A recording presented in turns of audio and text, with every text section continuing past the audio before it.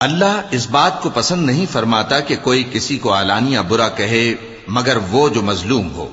और अल्लाह सब कुछ सुनता है, जानता है। अगर तुम लोग भलाई खुल्लम खुल्ला करोगे या छुपाकर या बुराई से दरगुजर करोगे तो अल्लाह भी मुआफ करने वाला है, साहिब कुदरत है।